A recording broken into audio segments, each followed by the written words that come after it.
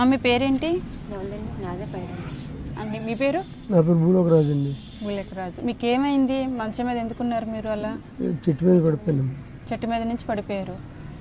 5 సంవత్సరాలు అవుతుంది. ఎలా పడిపోయారు? మామిడికాయలకని వెళ్ళాను. మామిడి చెట్టు మీద నుంచి పడిపోయారా? తోటలోకి వెళ్ళాను. తోటలోకి వెళ్ళి పడిపోయాను. అంటే జారిపోయారా? చెట్టు మీద జారిపోతే మామూలుగా కింద పడిపోయాను. నడుము వదిలి. ఎంత హైట్లో నుంచి పడిపోయారు? ఇంచుమించు ఒక 15-20 అడుగులు ఉంటుంది ఆ బిల్డింగ్ అంతా. అప్పులు చేసుకొని ఖర్చు పెట్టాము. మాకు ఇంకా ఏమైనా అవుతుందేమో కానీ అండి, మరి స్తోమత లేక అలా ఉండిపోయాయి మంచం మీద. ఎన్నాళ్ళ క్రితం? అదేనండి 5 సంవత్సరాలు అవుతుంది. ఎన్నాళ్ళు చేయించారు హాస్పిటల్ ట్రీట్మెంట్? 3 నెలలు. 3 నెలలు చేయించారా? ఓన్లీ చేతులకు ప్రాబ్లం వచ్చిందా? చేతులకి మొత్తం నడువు లేగలేనండి. ఎంతసేపు కూర్చుంటున్నారు? పర్వాలేదా? కూర్చుంటే పర్వాలేదు. నిలబడలేను, పడుకోవడం, కూర్చోవడం. అది అలాగే గంటన్నర లోపే కూర్చోడు. తర్వాత మళ్ళీ ఒళ్ళంతా ఇక్కడ తిమిరేనండి, ఏం తెలియదు. ఒక హెడ్ ఒకటే తెలుసు, బాడీకి స్పర్శ లేదు. మీకు మామిడి తోట ఉందా? మామిడి తోట మా అన్నయ్య వాళ్ళ దాంట్లోకి వెళ్ళానండి. మా తోటలో ఏం లేదు. నీ పేరేంటి నాన్న? ఏం చదువుతున్నావు? ఇంటర్ అయిపోయింది. మరి నెక్స్ట్?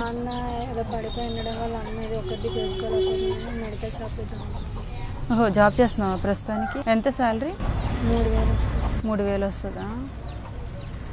నీ పేరేంటి నాన్న? సురేష్. ఏం చదువుతున్నావా? 10th క్లాసా? ఇప్పుడు 10th వచ్చావా? అవునా. ఏం చేస్తావు ఇంకా?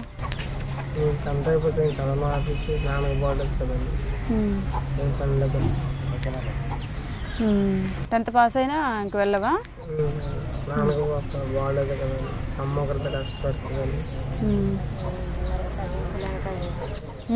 చదివించలేక ఇంకా మరి నేను ఇంకా వెళ్ళలేకపోతున్నాను. దించడం ఎత్తే చెయ్యాలి, బోల్డ్ పని అయిపోతుంది. అన్ని పనులు ఆలోచిస్తాను. మీ పని మీ అంతా మీరు లెగడం అయితే జరగదు.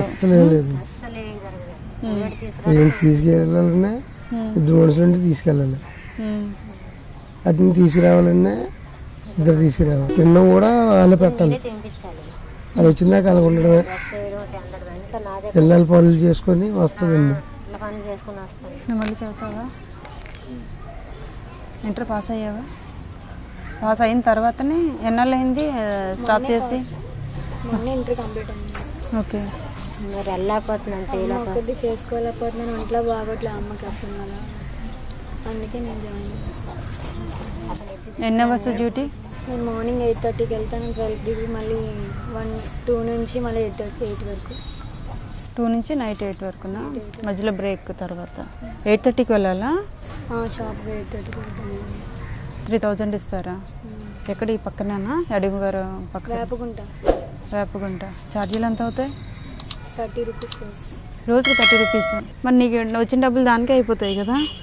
అంటే నేను లక్ష మామూలుగా ఎక్స్ట్రా వర్క్ చేస్తాను, దానికి ఒక మళ్ళీ ఇస్తారు. ఓవరాల్గా ఒక 4,000. ఓకే. ఏం చేస్తావు పొద్దుట? నువ్వు లేచి ఏం చేస్తావు? ఏ పేపర్ వేస్తావు? ఎన్ని ఇళ్ళకి వేస్తావు? 60. ఓకే. చదువుకుంటూ ఇట్లా చేస్తున్నావా? గ్రేట్. నీకు పేపర్ వేస్తే ఎంత వస్తుంది నాన్న? నెలకి 500 వస్తుందా?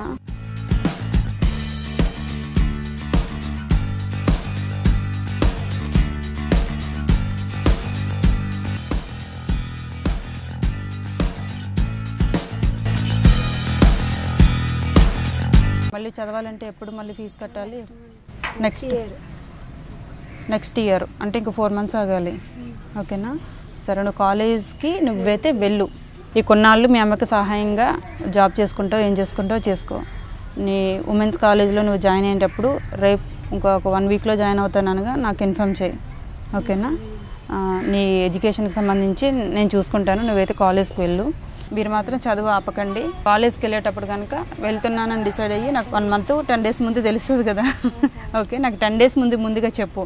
నేను కనుక ఫోన్లు తీయకపోతే ఇప్పుడు ఇట్లా కూర్చున్నాను ఇక్కడ ఫోన్లు మోగుతుంటే తీయలేదు కదా, తర్వాతనే చూసుకుంటాను. నాకు మెసేజ్ పెడితే చాలు, ఓకేనా? మెసేజ్ పెడితే నేను కాలేజ్ ఫీజుకి నేను అరేంజ్ చేస్తాను. నువ్వైతే ఈ కాలేజ్ ఫీజుకి డ్రెస్సులకి యూనిఫామ్ కూడా కొనుక్కోలేమో.